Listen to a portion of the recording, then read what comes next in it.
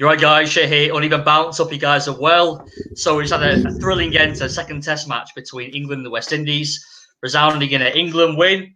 Come on, boys. Yeah. Joe, proverbial high five there, mate. As you can see, we've got here Joe Nuttall from 20 Yards Podcast. We've got Ravi ready from SACricketFanatics magazine as well. How you doing, guys? I'm not too bad, thank you. Thank you for having me again. No worries at all. Ravi, not doing so well, are you, mate? Wow, that's what I call the best version of Calypso cricket, unfortunately.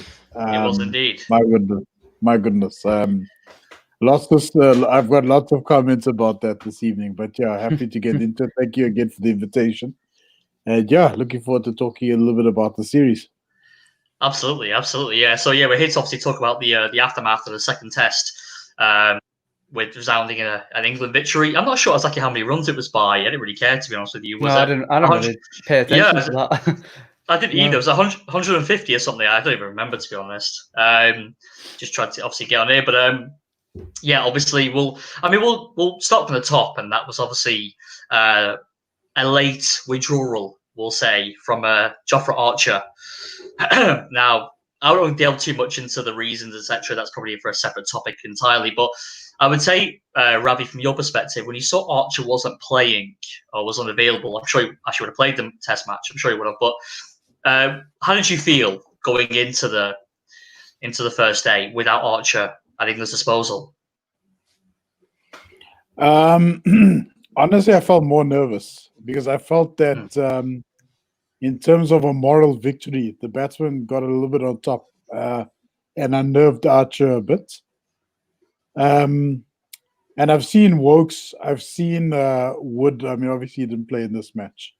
I saw Wokes, I've seen Broad, and they bowled exceptionally well in the South African conditions. So very, very recently. So I was less comforted considering the many changes the English team made. And I, honestly speaking, I think West Indies selection is part of the reason as to what let them down in this particular match. They underestimated the England bowling attack completely. I think everybody was exceptional. All the bowlers were exceptional for England, with the exception of Bess, in my opinion. But yeah, happy to unpack that a little bit more as we talk a bit. But to answer your question, while I was happy to see the back of Archer, as it were, because he is a formidable bowler in every right. You basically substituted Archer with two exceptional bowlers in the form of Wokes and Broad. And they brought the game home for England tonight. Let's face it. Yeah, I mean, I think you touched on before, Ravi, in terms of selection. I sent a preview video I did by myself last week, prior to the second Test, that I think the series might come down to the bench strength, if you will. The overall squad strength of both teams, and that's the reason why England, I still believe, will win the series. And I thought they would win the second Test. I mean, would you obviously West Indies went in with an unchanged team.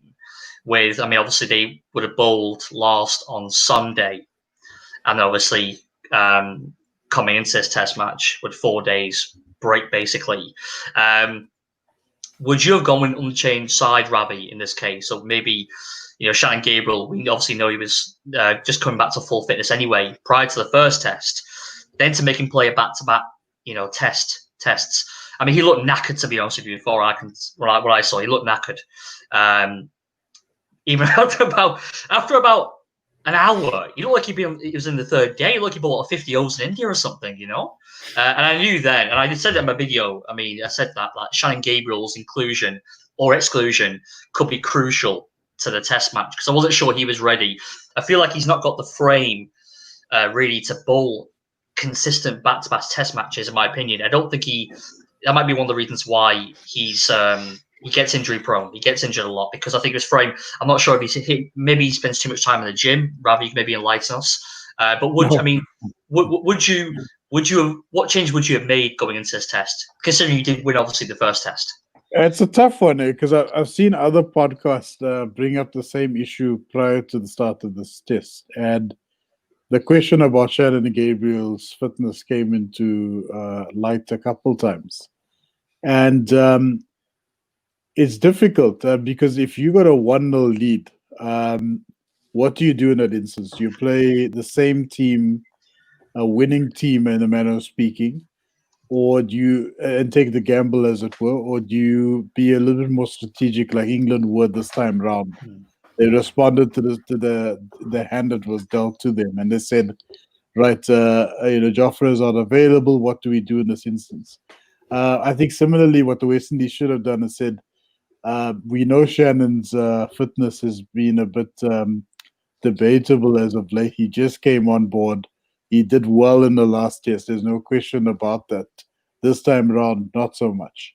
I think part of the problem as to why, or part of the reason why they picked Shannon, is that remember Kemar Roach was wicketless for a while. It's only like towards the end of the first innings and a little bit in England's second innings where he got under the England batsman a little bit. So I think that's where we saw the Kemar Roach of old, in a manner of speaking. So I think that was part of the reason why they went with Gabriel. He was their most attacking bowler, the most successful bowler in recent years. So they went the route of, I suppose, experience in this instance. He's been there for 5 years. Why not go with a Gabriel Roach combo, followed by Azari? So unfortunately, it didn't quite work out as planned. I think if they were a little bit more circumspect with the selection and gone in with a debutant, which is Chimar Holder, they might have had a different result. Hard to say. I mean, would you gamble with the debutants on the verge of possibly winning a test series in England? Would you take a debutant to go do that for you? So I think that's the sort of things that the West Indies team were debating in a very short space of time, if you will. You mentioned Chima Holder quite a bit there, Ravi. No mention of Rakeem Cornwall. Would you have not potentially gone with Cornwall for this test match? So I think Roston Chase did an excellent job. He did, yeah. He picked up quite a few sticks in the first innings. Yeah, 5. With the bat, he was exceptional. So there's no ways on this green earth I would have omitted Roston Chase from the team. And I think therein lies the dynamic. If you can't omit him, what do you do with your other specialist spinner, which is Rakeem Cornwall in this case? So I don't know, but what I've seen online is that for the third test, there's a high likelihood you might see Rakeem. It's a question of who gets dropped and whether they will play two spinners. In my opinion, I'm seeing Roston Chase these days as a batsman. I look at Rakeem Cornwall as another all-rounder option, in my opinion. I think he could come in at 6 or 7 and bat the living daylights out of Dom Bess if he bowls those juicy half volleys or some of those pies.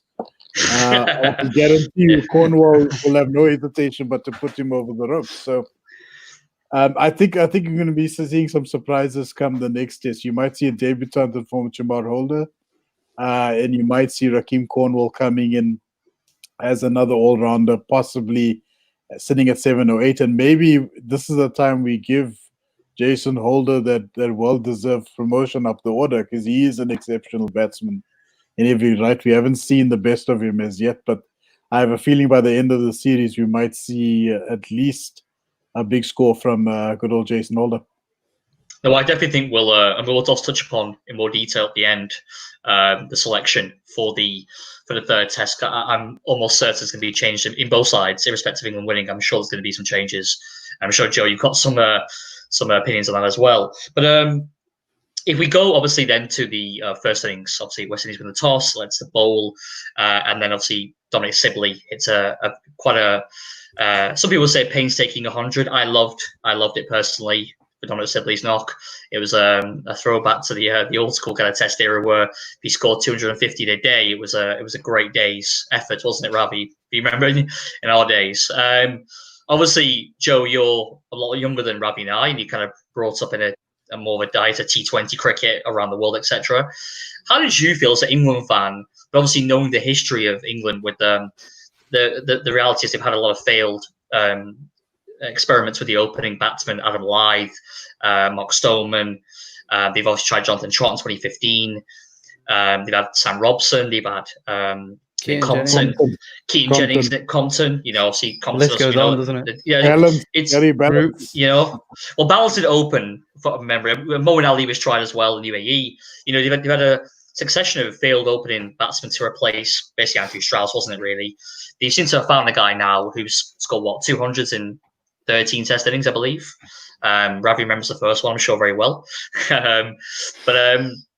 Obviously, obviously in Cape Town. But yeah, I mean, what was your opinion, Joe, on Sibley's knock? Too slow in today's Test game, or exactly what England need? No, I think it's exactly what England need. For me, it was absolutely perfect. If you think, I mean, we just mentioned some of the openers there that England have tried and tested with Cook over the years, and none of them have really filled the shoes of Andrew Strauss, who was a great batter for years for England. But yeah, I think it was exactly what England needed. Obviously, Rory Burns didn't have the best test, but I think Sibley and Burns really complement each other well. First of all, because it's left-hand, right-hand partnership, which is it is really underrated actually, but it's a nightmare. It can be a real nightmare for fielding sides. So I think Sibley's knock was exactly what England needed, and just the pace that he played at was, I mean, there was a lot of talk about him not rotating the strike off the spinners and being a bit cautious, only playing with the spin, not against the spin. But that he's only 22, 23. That's something he's going to grow and develop and learn. I mean, England might be going out to India in the winter, depending on what happens with the pandemic. So that's definitely something that you can work on out there. And there'll be a lot of spin-heavy focus sessions, and obviously in the matches there'll be a lot of spin bowled. So I think Sibley's knock was perfect, and I think he batted really, really well with Stokes as well. Obviously, we saw Stokes the first day in the first innings. Yeah, well, we saw Stokes, go a bit more aggressive later on in his innings in the first innings. But at first, I think him and Sibley batted really, really well together. So yeah, I think Sibley's definitely one for years and years. Yeah, I mean, I think Ravi's obviously concurred with your point. So we have a cricket connoisseur here has also said Sibley's not was world class. We know cricket connoisseur's a massive Warwickshire fan, isn't he? So I'm sure he's very happy at Sibley's ton. I mean, yeah, it's actually gone very well from him, as we know. Warwickshire in the last 2 seasons, I mean, he I think if you remember with Dominic Sibley, he had a bit of a checkered time at Surrey, and then I think from memory, Warwickshire apparently promised him game time in all 3 formats, which Alex Stewart is were unwilling to do. And obviously he made the move, and it's worked absolutely beautifully for him. I think he's turning 25 in September. I think he's turned 20. I think he's turned 25. Maybe a quick connoisseur still here. He can tell us. I'm sure he'll definitely know. But he's getting into a really good period of his career now. I think he knows his game very well. I love the fact that he plays such a way. I think that's exactly what England need, in my personal opinion, with the likes of Pope, Butler for now, Stokes, even Joe Root, stroke makers, even Zach Crawley. I think it's a really wonderful foil to the rest of that top 6. So long may it continue. So that brings us obviously to the other end of the spectrum. We've got Josh Butler, who. Yeah, what can we say? I mean, he came in with a lot of question marks over his head leading into this Test match. The platform was laid for him, in my opinion. 352, I believe, was a 5 in that first innings. It's the kind of situation you want the likes of Josh Butler to come into. And then that's, I think, people have been waiting for that, for him to kind of excel in those situations. It didn't work out for him. Kick on me. He made 40 off 79 balls. So just a smidgen over 50 strike rate. I mean, again, Joe, what would you do? I know we'll touch on it later, but I'd like to just mention it now. I mean, what would you do really with Josh Butler? I mean, you saw his second innings to me was a shot of someone who's horribly out of form. Yeah. The bat he played the shot so far away from his body, obviously played onto his stumps, and that was again tailor-made for him. What does Ed Smith and Chris Silverwood do now with Josh Butler going into that third Test? So for me, firstly, the second innings will definitely come under scrutiny. I mean, that situation, all right, he's opening the batting against a brand new red ball, and it's going to swing for sure. But I mean, the way he got out, as you said, it's a sign of how out of form he is, and he is out of form. For me, the best thing to do would be to send him down to Hampshire and let him play in the one-day side. I can't get my head around why he's not in that squad, because he is arguably the best white ball wicketkeeper batsman in the world. You know, you think of players like Quinton de Kock, players like that. But for me, he is the best white ball wicketkeeper or wicketkeeper batter in the world. And I can't get my head around why he's not in Hampshire with that squad. I can understand the thinking behind the fact that I think you actually mentioned it last week, Shay, about sort of like a core group of players that England have in all three formats. And I can understand that, like, you know, your Roots, your Stokeses, your Butlers, and I can understand they want to keep that together as much as they can. But for me, Butler has to be in that white ball squad. And there's other players like Ben Foakes, like James Bracey, who are knocking on the door, just, you know, wanting to, or have, just saying, like, put me in the squad, put me in the squad, put me in the team, because they're very, very skilled red ball players. And that's more what their game is based around. And Josh Butler, his game is a lot more white ball. I mean, he's quite stereotypical, really, but he's more of a white ball player, I would say. So for me, he should just be in Hampshire and getting ready to play against Ireland in those ODIs. So you wouldn't have had him in this bubble squad for the test matches? Well, I mean, sorry, yeah. If he was allowed, I would have had him in the squad for the first test. But then after that, I would have just left him in Hampshire. You'd have been across. I don't know if that was allowed. I don't know the protocols, but if not, I would have just not included him at all. And then he went and played in the white ball, because that's where he excels, and that's where, you know, England still have to look to do well in that. Although they've won the World Cup, there's another one in 4 years' time. You know, realistically, Josh Butler's going to be our keeper in that squad unless he gets injured.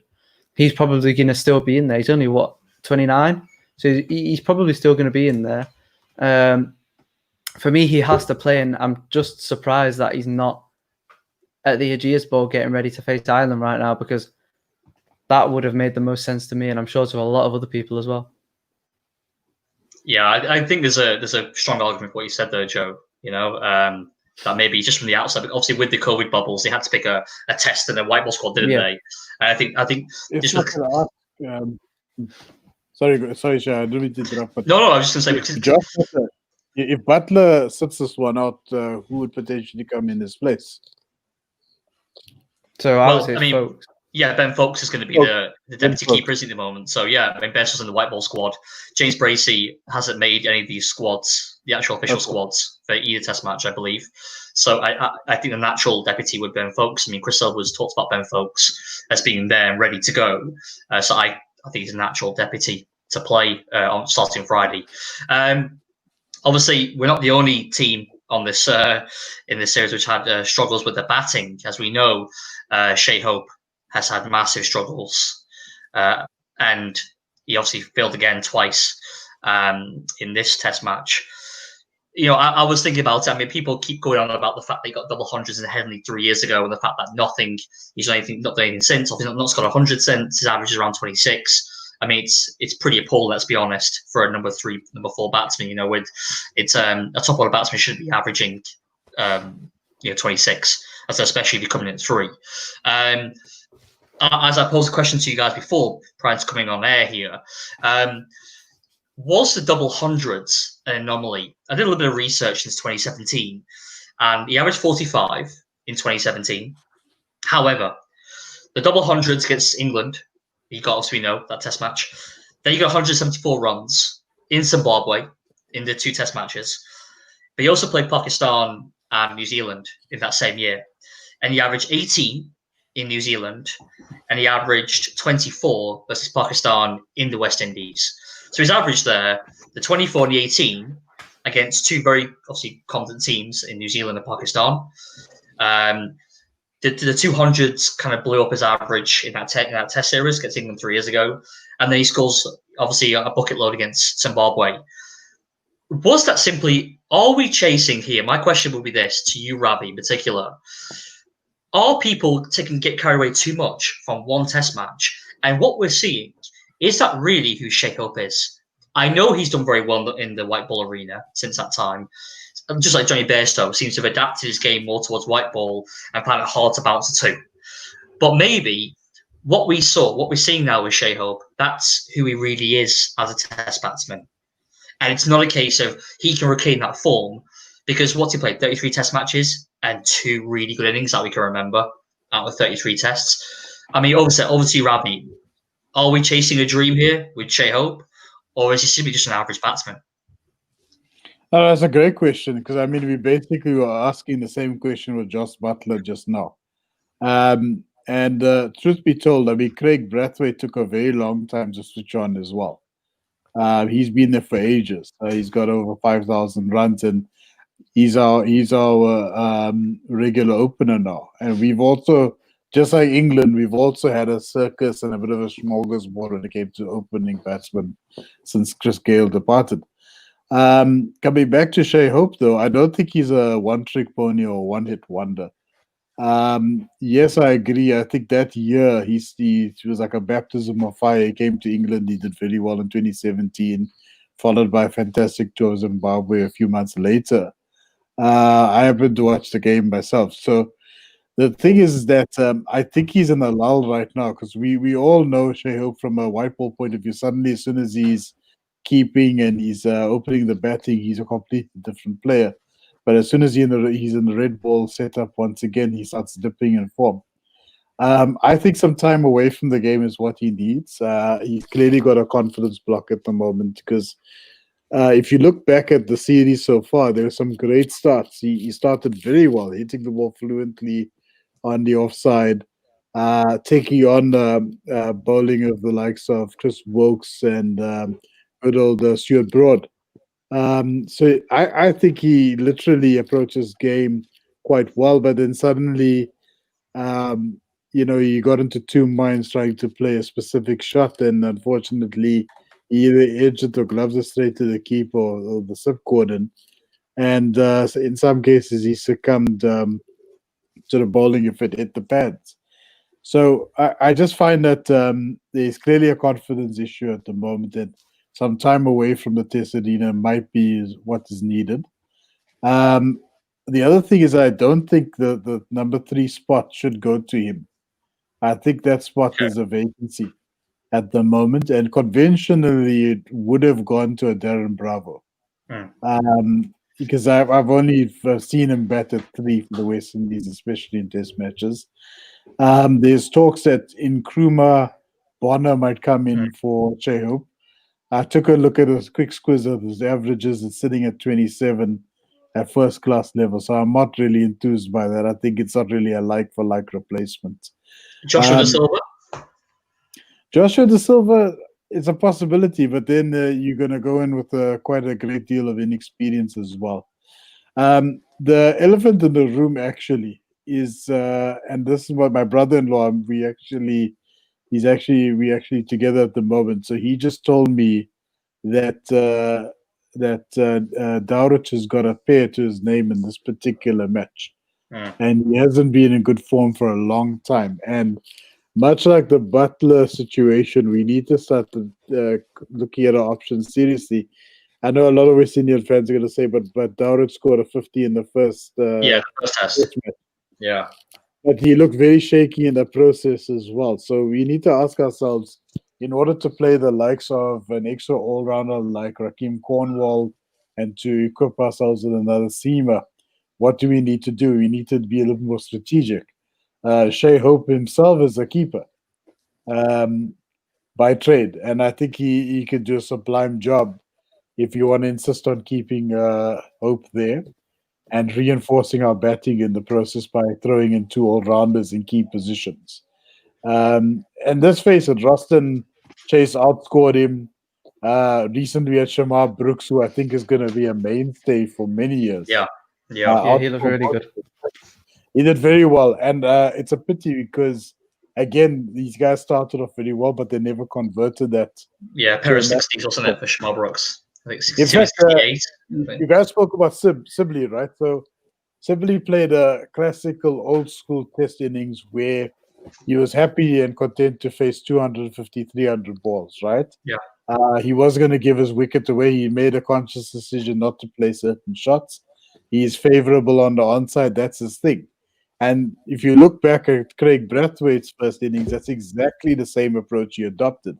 The only problem is that he succumbed to the bowling of Ben Stokes, the man with the golden arm, with a bit of a leading edge back to the guy. I mean, you couldn't have asked for a better wicket there. He went straight to the man's hands.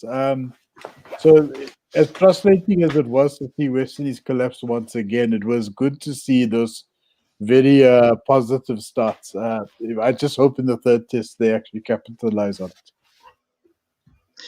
Yeah, I mean, I would say, on this topic, there's obviously a lot of questions around it. I think they've got some difficulty, as far as I can see, with Hope. And I mean, the idea personally of Shay Hope taking the gloves and then, to me, it's like taking let Ollie Pope take the gloves. I'm sure he's more proficient.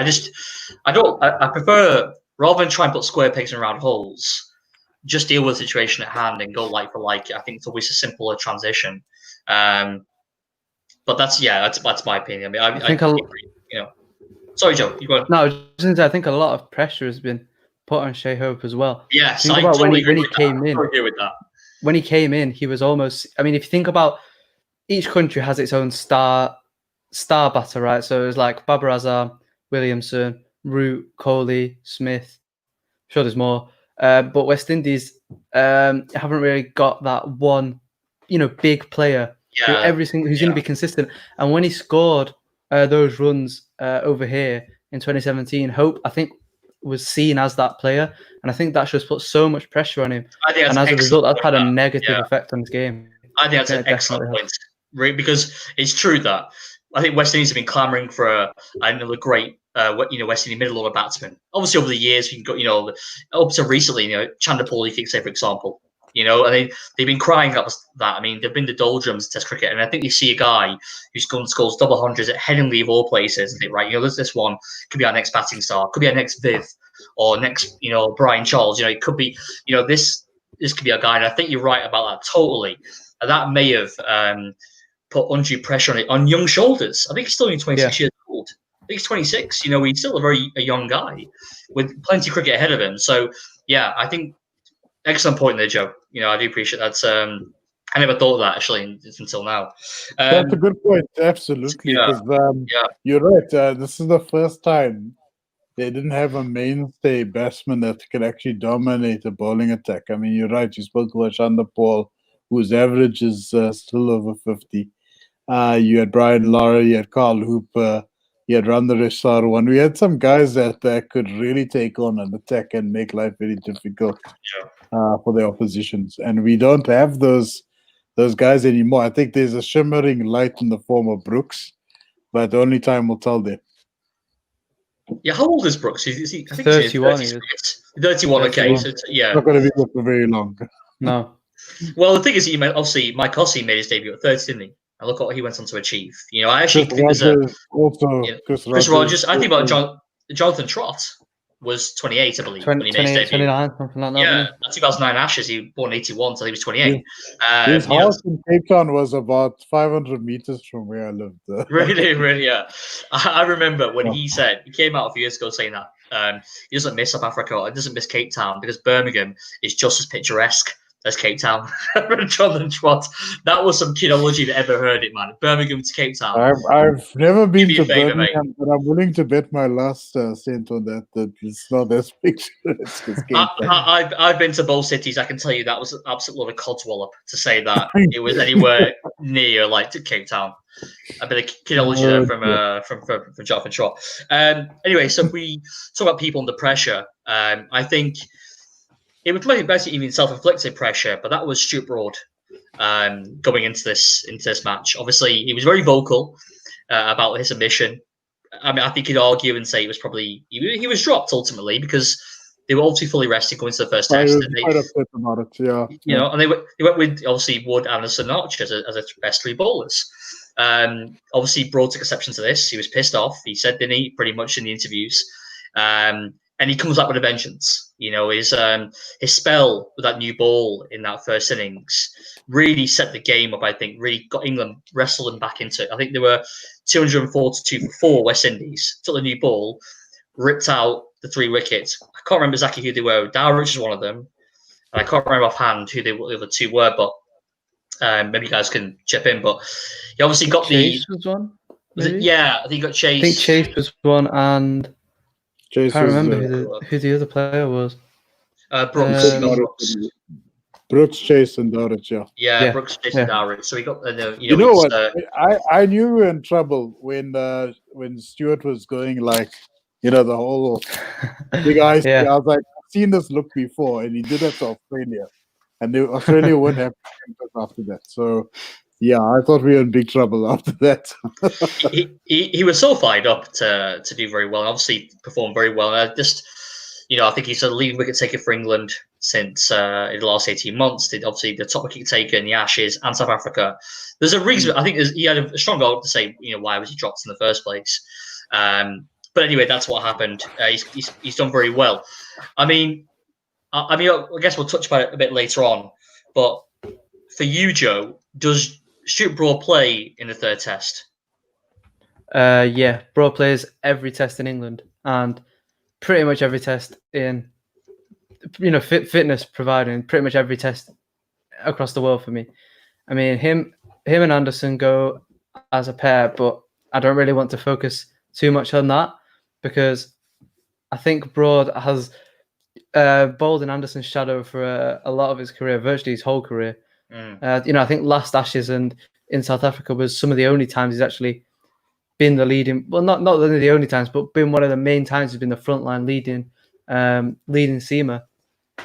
And he's got like 492, 493 test wickets now. So, maybe a little. Yeah, I mean, 500. He's very close, and I think he's one. And this might be a bit of an overstatement, but I actually think he's one of the most underrated bowlers in Test history. Obviously, not in terms of numbers, but just because he's bowling with Anderson. For me, Broad has to play in every test in England. I think he's just so effective. He's got a load of variation. If you need that guy to hit the pitch and bowl a few short balls, then Broad can do that with his height. He's not the quickest, but he can bowl those cutters. He's a tall dude, 6'4", I believe. Say it again. Sorry. He's a tall dude. He's a pretty tall guy. Very tall. Yeah. 6'5", 6'6". Yeah. So that's the thing, and I think early on in his career, for sure, he was utilised as that hit the pitch hard, try and knock the head off bowler, and that's not what he was. And then there was a time in Sri Lanka, a couple of years ago, and he sort of lost his action and lost his wrist position, and he was trying to bowl a lot of cutters, and that's sort of when he dropped off. And I'll admit personally, I had doubts over him then, and then he sort of came back stronger. Yeah. And worked a lot on that. Like the comeback kids, I mean, like it's amazing. 5 years ago, these guys we were thinking, okay, their time is coming to an end. Yeah.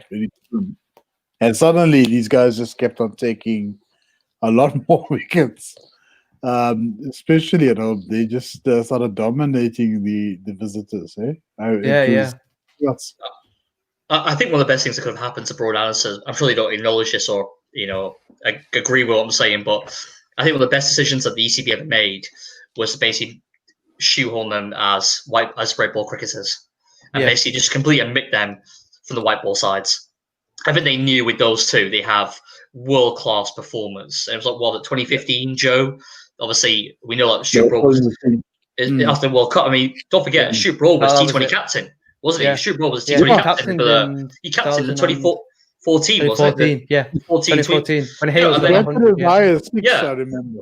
And then a year later, he's completely out the white ball sides, and he was obviously angry at that for a time, but I think that's what's created longevity for the careers. I mean, Broad's on 139 Test matches. What's Anderson? 150 odd, 160 now. Oh yeah, way past 150 now. You know what I mean? So I think that was the best thing that could have happened to him, because I think Stuart Broad's obviously going to end up with 500 Test wickets, if not 600. Who knows? Because that's the thing. I mean, Broad's 33, 30. I think he's 34. It's just 34 now. Yeah. And people seem to think that when Anderson retires, Broad retires, but Anderson's almost 39. Like Broad has got like 5 years, arguably, maybe 6 years left in him. And Anderson's, way past 500 wickets. Broad can easily eclipse 550, in my opinion. Probably I agree. 600 if he can keep this longevity going. And all right, he might not play every test, he might not play every test. There might be a time in India or in Sri Lanka that he doesn't play because the pitch doesn't suit him. But for me, should play every single test in England, probably going to play every single test in New Zealand, Australia, South Africa. So virtually everywhere in the world, he's going to play Test cricket. And I don't see any reason why he can't get past that 600 mark. I'm just glad the guys didn't want to debate an Anderson versus Dale Steyn. Oh, no, please. You're going to get Cricket Connoisseur started. You're going to get Daniel Osman started. They're going to have a go at each other, I think. But no, I agree. Baroda's an exceptional bowler. I think he'll be a good couple of years. Yeah, I agree. I think I think what's also crucial in terms of Anderson and Broad is that Anderson's breaking down a lot more now compared to Broad. Anderson's breaking down a lot, as we know. So that's why he didn't play this test match. I completely understand why he didn't. Just moving along, if we talk obviously about, well, we can talk. How can we not talk about Ben Stokes? Basically, I mean, it's just. I mean, we have to touch upon it, don't we? I mean, superlatives are just. I can't speak highly enough for the guy. He's just an unbelievable cricketer. By far the best all round in the world. Just, I think any team in the world would take him. I don't see one team who could ever make a strong argument to say no. I'm not sure. Stokes is the person who, if you can bat anywhere in the top order, he proves you can open the bat in probably any format. All right, he's not going to do it in Test cricket every week, but he's going to get into, like you just said, he's going to get into any team in any format. Any format, literally. I have to ask you, what were the guys thinking in the second innings? I thought I got it. There's something wrong with the Cricket Info app, and I see Butler and Stokes opening the batting, wondering what the hell is going on there. Well, I said that to some friends of mine because they're asking me who shoots going to go in, and I said it's going to be almost certainly Butler and Stokes. I thought maybe Rory Burns might have gone in 10 overs and then take the score to an obscene level. Yeah, I mean, I thought they would have got away. Would have kind of teed up a bit better yesterday, but I think because Butler got out early, and then to be fair to West Indies, he bowled very well last night. Yeah, they bowled very well to contain England. Didn't work out so well today, but they obviously did very well. Now, just going back to obviously the fact that Stokes opened he hit 78 or 57 balls, something like that. And then the first innings he hits 176 or 356 balls. I think the way that you look at those two innings just isolated there, batting at 5, opening the batting. Then he takes 3 wickets in the match, or was it 4 wickets in the match? No, so 4, like that. And then he obviously bowls these long spells. He gets key wickets. And that one where he fielded the ball to the boundary. Yeah, was it a mid off? Was it? I think long off. So it was. Yeah, it was hit through mid off, and there was nobody there, and he chased it down to the boundary and stopped it. I mean, they ran a 4 anyway, so it didn't really matter. But that's good. I mean, just that on its own is just incredible. Like I think all three of us speak for all three of us. So everyone, when I say nobody can speak highly enough of Ben Stokes. Yeah. I mean, he is just the model player. And all right, he's had a lot of off-field issues that have happened, but now off and on the field, he is the model player. He really is. It's interesting you mentioned that about his off-field issues. I personally believe that with him and Stephen Smith, and David Warner to a certain extent, obviously have had major issues in the past 2 years. I actually feel that the reason why Ben Stokes has elevated his game to that next level, and we'll talk a little bit about his averages the last 18 months in a bit, but I feel the reason is because he missed, obviously, a lot of cricket. He missed the Ashes 3. He probably feels quite guilty about missing the Ashes in 17-18, where England got wiped again. And not just that, I think that he might have thought deep down when he goes to bed at night, he might not play for England ever again. Because it could have gone completely the wrong way for him. We don't know. Obviously, he was a quitter and everything else, but it could have gone very badly for him. And if it did, you may never have seen Ben Stokes English shirts ever again. And that thoughts, those feelings that he would have had during that time in 17, 18, I think he would have thought, next time I get an opportunity, I'm going to grab it with both hands and everything else. Just like Stephen Smith. Stephen Smith missed a year of cricket. And I think you could see from his interviews how upset he was with himself. And I feel those incidents that have happened are the reason why with both of them, their game has gone to unbelievable level. It's gone to the next exponential level. Because if you look at the stats, I just quickly bring them up. So Ben Stokes currently averaging 37 with the bat, 32 with the ball, just over 4,000 test runs and 153 test wickets in 64 tests. But his last 18 months, if you think about the start of 2019, so he's averaging 55 with the bat and 29 with the ball. Now he's given that role about 5. I think 5 is solid for him. But 55, he's arguably now your best batsman in the team, better than Joe Root. You could argue that quite easily. He could play as a batsman. And there's no doubt about it. And that's he could play as a bowler. You could argue. You could.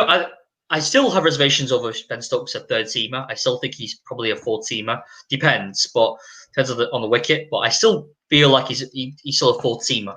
And to me, a bit like Sam Curran, he still feels a little bit like a fourth teamer across the world, across a calendar year, not just at home, but across a calendar year. Rather, you would say in modern times, the best all-rounder, bar none, and arguably the best all-rounder of all time, is Jacques Kallis. I mean, his stats, obviously, 13,000 runs at 55, 292 wickets at 33. These last 18 months of Ben Stokes are akin to those numbers that Jacques Kallis produced. Obviously, Jacques Kallis played 166 test matches. It was 102 matches more than Ben Stokes. It's unlikely Ben Stokes will play that much cricket. I don't think when he retires, I don't think he'll anywhere near 166 test matches. I just don't see that. I think all-rounders, I just don't see him playing that at that level so long.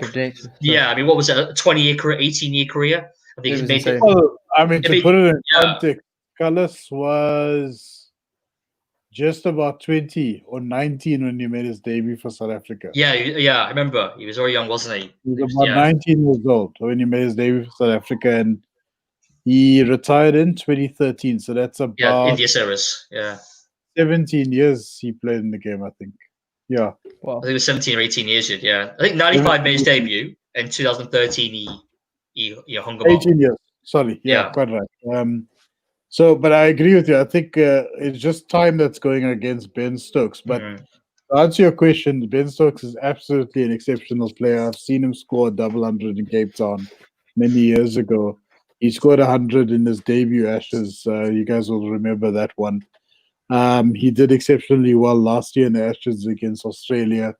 Even with an informed Steve Smith and company, Labuschagne coming into the team, Stokes' heroic managed to take them over the line. They were narrowly close to losing that match against the Australian team that found form. So, to answer your question, Stokes, absolutely fantastic player.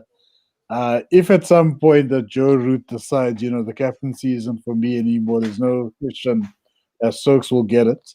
I think coming back to what you were saying about how he was discouraged and demotivated, I think he was particularly demotivated or discouraged rather after the first test match. I think he was disappointed as to how it all panned out, especially with his first match as a captain.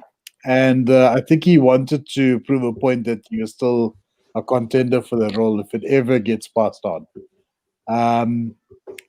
I wouldn't go as far as to say he's better than Root, because if I recall correctly, Root scored 100 in New Zealand in the test prior to double, wasn't it? It was a double 100. Yeah, he scored a double 100 in New Zealand. Yeah, it was a long, lengthy innings. I remember he got a bit of stick for that, but it's still a classical test match, double 100 against a pretty decent New Zealand pace attack. So I wouldn't at any point say that Root is worse than Stokes or Stokes is better than Root. But I think if Stokes bags a couple more formidable scores like he has in the last year and a bit, I think he'll slowly eclipse Root eventually. Yeah. Because if you think about it, Root and Stokes are probably two of the best batsmen in the team right now. Because you've got the likes of Sibley coming into the frame. You've got Burns, who scored some runs in South Africa, but is slowly finding form at the moment with that horrific angled left-hand back. I don't know what he's trying to pull a Kepler Vessels there. I don't know what he's trying to do. He's obviously a much more capable batsman than what we've seen in recent days. So I think I'm excited for the next test. I think we might see some better performances from those guys. I get excited when I watch Stokes play these days. He's obviously got more points to prove, and the fact that he's a World Cup champion to boost means he's just getting better as a player. It feels like every single time Stokes picks up a bat or picks up the ball, you know, in a scenario like in South Africa, you know, when he took those wickets at the end, or like in the Ashes last year at Headingley, he's just going to score runs. Like it's like when Stokes come, you know, if England are 10 for 3 and he comes in at 5, he's going to score runs. If England are, I don't know, like 250 for 3, he's going to score runs. You know, he plays the situation so well, and as a cricketer, as an individual, he's unreal. He's just a brilliant cricketer. That's the thing. And there's 2 other guys, I would say, from the England setup that gave that impression for me, that the minute they arrived on the crease, or the minute they had the ball in their hand, the game was over. They could have easily gone the way of England. And that was obviously KP with the bat and Ian Botham. Botham for me was a classic match winner. That guy, if he was on his own devices, there could be 8 wickets down. Ian Botham would still pull it off. It's funny you mentioned. Sorry. It just reminds me, whenever I see Stokes play, I think about Ian Botham's heroics. 30 plus years ago, you know? 81 Ashes, you'll remember. I used to have a VHS tape called Botham's Ashes. I used to watch it over and over again as a kid, over and over again. You see it like a beach ball, eh? I mean, those tiny little bats. You just it was a wonderful plaything, as we all know. You know, with it's funny you touched about Kevin Peterson. I think it's a real shame, actually. I was watching the game today, thinking, what a shame it was that the introduction of Ben Stokes to England Test cricket was the departure of Kevin Peterson. And I always felt like Peterson, honestly, like I just think about now how it's a travesty. You know, I know how Kevin Peterson did. I have my own opinion on that personally. I think he was poorly treated, but there we go. I just feel like Peterson and Stokes in that middle order together for like 2 or 3 years. Wow. We just electric, absolute dynamite. You know, as an England fan, I mean, Joe, I know you'll agree with this. Like the fact that we had KP and Stokes, I mean, literally, it's mouth-watering. In that injury room, in that middle order, you would have thought that nothing could stop us at times with those 2. You know, imagine like Stokes coming through. Peterson, I have no doubt, could have played for another 2-3 years at the highest level. 2-3 years. He was 33 when he got the scarf. 33 when they binned him off. He could have played easy. He was a very fit guy, very fit, athletic gentleman. You knew that. When did you ever see Kevin Peterson overweight? You never saw him. He was always in shape. He's still fit. I've seen him. Yeah, he was. You know, he's 6'4", and he's like such good, you know, lean shape even now. You know, and he's nearing 40. I think he just turned 40 years old. You know, and I really feel quite sad actually. I think about it. Those 2 could have that period from kind of 2013 to 16 maybe just would have been great to see. Obviously, it is what it is. You know. Do you think someone like, now I'm not making comparisons here, or saying he's going to be as good as, but do you think someone like Tom Banton could become the new Kevin Peterson in that middle order for England?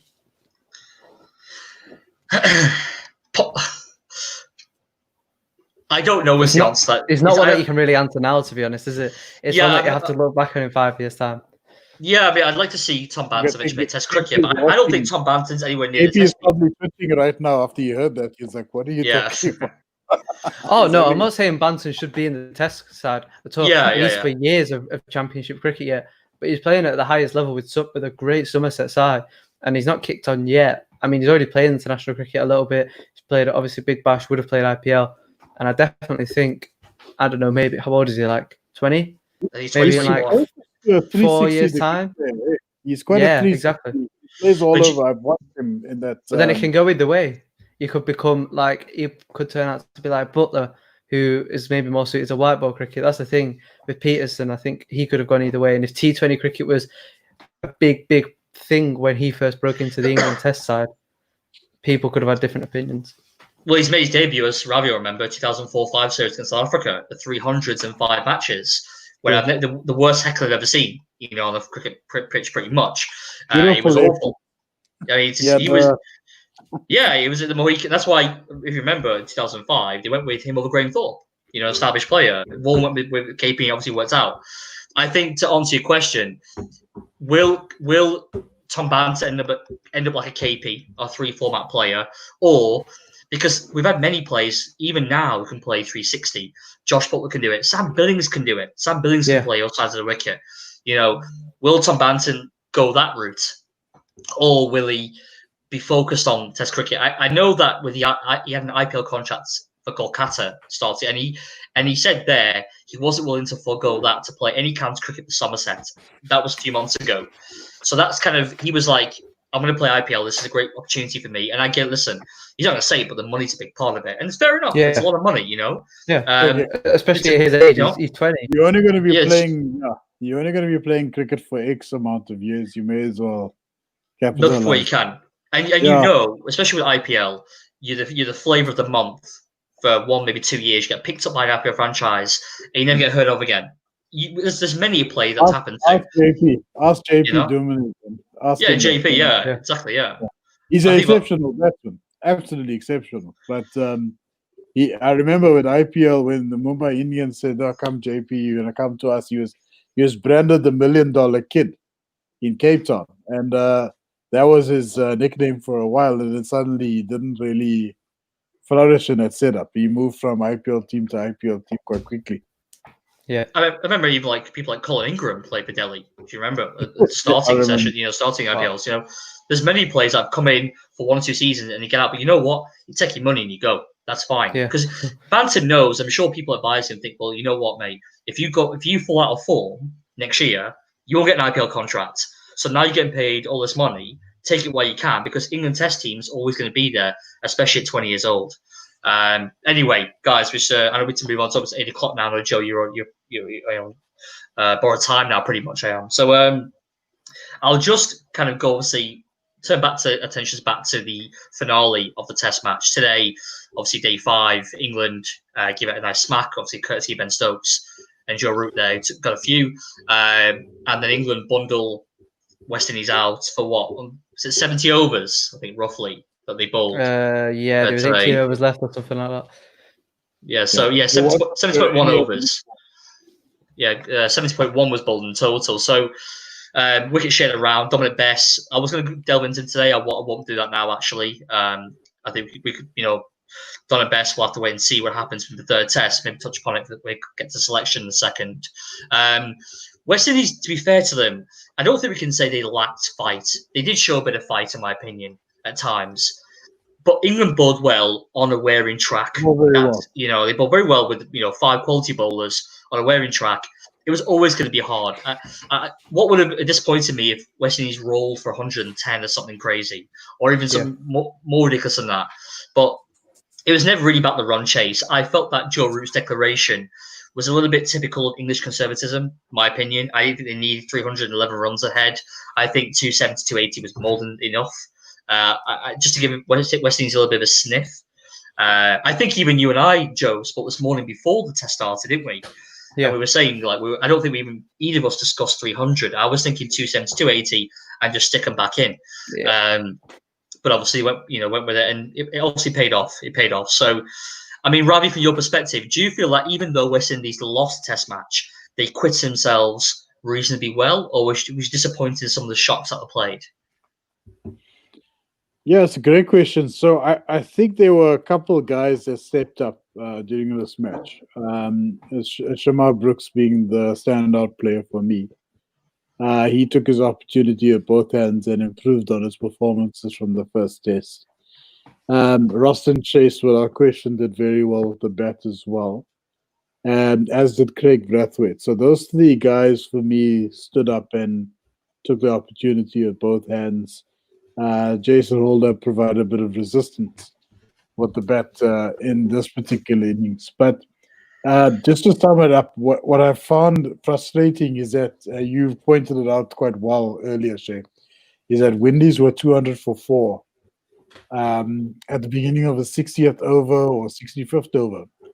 and they were tracking quite nicely. You would have thought there would have been at least another 100, maybe 150 runs to go until the side were bowled out. Conventionally, if that was in Australia or if, that was in England in this case, they would have capitalized from a situation and actually ended up with a more formidable total. And I think while we can slate them about this last innings, because when you bat last, there's always a high risk that you might be skittled out quite early. I think the West Indies lost this match at the end of their first innings. They should have capitalized on the momentum. None of the lower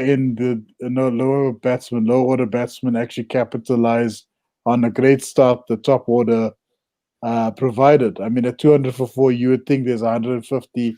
There, I say 200. If West Indies clocked 400 or 350 or 400, I think this match would have possibly been the ending in a draw. Or maybe a much more higher possibility of them converting it into a very narrow victory. And it's those small innings that matter. The lower order particularly, like I remember very recently, Sri Lanka toured South Africa, and their lower order actually won in that series. Yeah. Yeah. You know what I mean? Like South Africa got on top of the top 5 and rattled them, and suddenly one of the openers, coupled with the guy batting at 6 and 7, started hitting, finding the gap and actually scoring some runs fluently. And I find that the West Indies seems to be lacking those kind of guys, those mainstay kind of guys that can bat out entire innings. Ultimately, West Indies needs another a sort of a Sibley in their team just to bat out a proper innings. You must stick around for a good 25 or 30 overs to really make a dent in your opposition. And we don't seem to have that guy at the moment. I mean, I agree with you, Robbie. I think first innings, is very important whether you're batting first or second, but your first innings is crucial. And I think obviously that spell from Broad in that first innings was I think probably, as you said before, you're right. I think that it wasn't today that lost on Test match. It was that innings. It was the first innings that really lost them.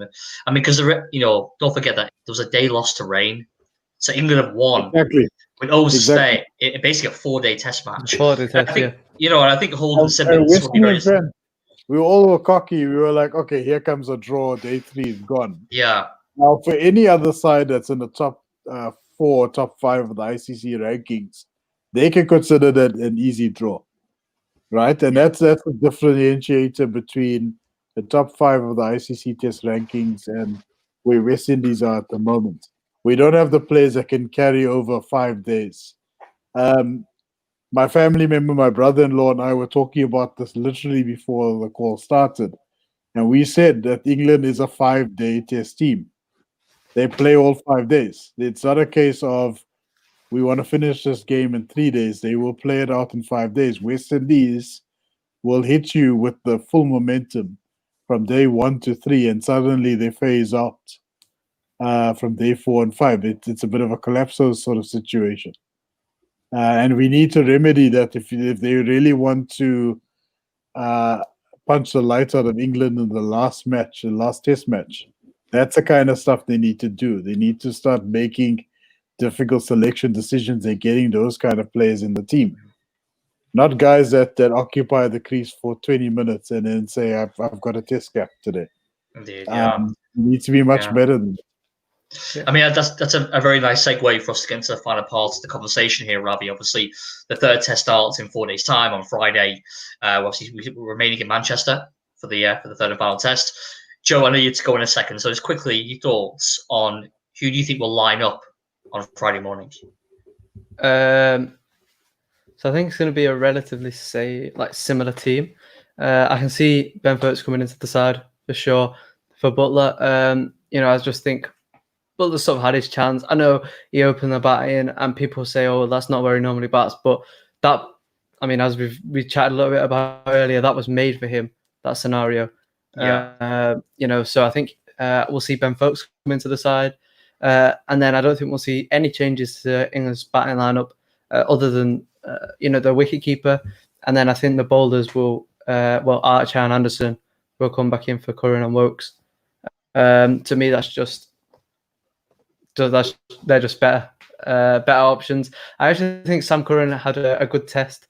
I think I was really, really pleased to see him get that wicket. I can't remember who it was, the wicket that he picked up in the second innings, but he got a wicket. Sorry, was it Campbell? John Campbell. Who we got LBW? No, he got a wicket LBW towards the end. Shamar Brooks. Was it Brooks? Yeah. So I was pleased to see him get that, because the commentators on Sky were alluding to the fact that he wasn't really useful almost in this kind of scenario where the ball's not really swinging. He doesn't really have much going for him. So I was really pleased to see him get a wicket. And I think he's definitely going to play a lot more tests in the years to come. But he bowled beautifully. Yeah, he definitely did. But I really do think that generally the team will stay the same, other than, as I said, Archer and Anderson into the side for Curran and Wokes. Sam Curran, I want to actually discuss that today as well, but we obviously don't really have time now, because the only thing I worry about Sam Curran is I just feel like he doesn't have a place in the team as a batsman or a bowler, as a first choice batsman or bowler. That's the problem. I think he's, I think if there was no, I think the problem is he's always going to live in the shadow of Ben Stokes, unfortunately, at the moment. I think he's just, it feels like the Stuart McGill, Shane Warne scenario. Until Ben Stokes leaves, I don't believe Sam Curran's going to get the role that he, and the pressure that maybe he needs. It seems like quite a confident, really good in England. Generally, he's really, really good in England and New Zealand as well. But who would have Sam Curran? Honestly, when everyone's available, who would honestly pick Sam Curran the first choice 11? Would you? Honestly, it depends. South Africa, definitely. Probably not. Yeah. You're talking about. Listen, well, he's not far away, is he? He's Zimbabwean blood anyway, isn't he, with his dad? Well, actually, it's funny you say it, because we've got Vian Mulder, and every time I watch Sam Curran, the first guy I think about is Vian Mulder, and I think that's the precise reason why they get selected. Left-arm seamers that can bat a bit. They normally occupy that 7 or 8 spot, and I think that's the reason why they went with this guy, because as Joe rightfully said, with Ben Stokes, you can classify him as a batsman who's most likely going to score 45 plus runs on the day. So, I just wonder again though, is he really a third choice seamer? You think about the trio who bowled in the first test, then this test. I think most people would argue that Sam Curran is 6th on that list. He's 6th on that list. Is he behind Ollie Robinson as well? I know Ollie Robinson hasn't played. Wow. I mean, Robinson would be 7th, wouldn't he? But the 3 balls played, say, Broad, Wokes, you could Curran. argue, though, Robinson's higher than Curran based on the skills that he offers. I was thinking the same today. I was literally thinking to myself about Sam Curran. I was thinking, where does he really fit into his side? He seems like, even though he got Mandatory against India 2 years ago, only 20 years old, again, got an IPL contract after that. I just feel like, I just don't see where Sam Curran fits consistently into his side. I just don't. Does he bat at 6? Does he bat 7? I don't see it there. Does he bowl first change? I don't see him there. I just think, unfortunately for him, he's got one of the best cricketers that England have produced for the last 20 years in Ben Stokes ahead of him. Yeah. Because I think he could be that key all-rounder if Ben Stokes wasn't here. I wonder, I'm probably going to do another video on this, like, where do we see Sam Curran 3 years' time? Where do we see him? Does he say, I'll become a white ball player, red ball? I don't know. I mean, I think we can really delve into this in depth, but I think we'll have to leave that one today, unfortunately, with Sam Curran. If whoever's watching this, got any comments, please do post it, because I'm genuinely interested to talk about Sam Curran a lot more. I think he could be a quality player. Yeah, quality player. I just don't know. I just wrap my brains where he fits in this setup, with a full strength side. But anyway, so obviously you mentioned, Joe, about, you think, I agree with you completely, by the way. I think that Archer and Anderson come back to the team. I think Curran and Wokes come out, even though Wokes bowled really well. And the thing is with Curran and Wokes, they add a lot with the bat. Curran and Wokes, because we saw that with the cameos. So then, again, but I feel Anderson and Archer come in. And then obviously we have the change potentially of Folkes and Butler.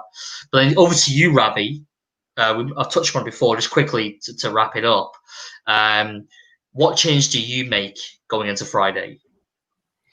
Okay, so first off, I don't think I'll touch Dowditch, because while I'm unhappy with his batting form as of late, he's been a competent keeper. There's nothing about his keeping that tells me this guy needs to be thrown out of the side immediately. I would consider looking at the wicketkeeper batting position after the series in a very serious manner, though, because you can't have a pair at this level of the game. His defense, the first delivery he got was exceptional, so I'll give him that. But his average has been sort of dwindling for me. As for the openers, I think I'm fine with him. Shay Hope is the big question mark at the moment. There's talk that he might get dropped. They might consider Bonner. They might consider De Silva as his replacements. There's also talk that they might go in with two spinners as opposed to the one spinner in the form of Chase. Chase has been exceptional in both the batting and the bowling front. I don't see him losing his spot. So it's a no bit chance, tricky. yeah, no chance. Chase 100% plays, 100% plays. So I've watched Phil Simmons as a coach for many years, and I can tell you he's no stranger to making surprising decisions. So be prepared for a big surprise. You might see a debutant. The question is, who is the debutant? Who the debutant's going to be? Most likely, in my opinion, I think you might see Shannon Gabriel sit this one out and to not hold it. Yeah. I think that's the only change I could think of at this point in time. Other than that, Rakeem Cornwall is another guy that people are literally rallying to see in this series. For me, is a decision. He's a differentiator. He could actually change the game in the favor of the West Indies if he gets brought on. I could see Chima Holder and Rakeem Cornwall playing this match. Yeah. Definitely, yeah. So, guys, all right. Thank you very much, both of you, first. Come on here. Give me your time. I really appreciate it. Again, thanks so much again. Good debate that was. I really enjoyed that. Thank you. And yeah, awesome. Guys, so you're watching Even Bounce with Joe 20 Yards podcast and Ravi of SA Cricket Fanatics. If you like the content, please do like, comment, and subscribe. I'm hoping to get Joe and Ravi back on for a third test review. Hopefully, Joe and I can be celebrating a test series victory and the Wisden Trophy back in English hands. Let's see. But yeah, bye for now.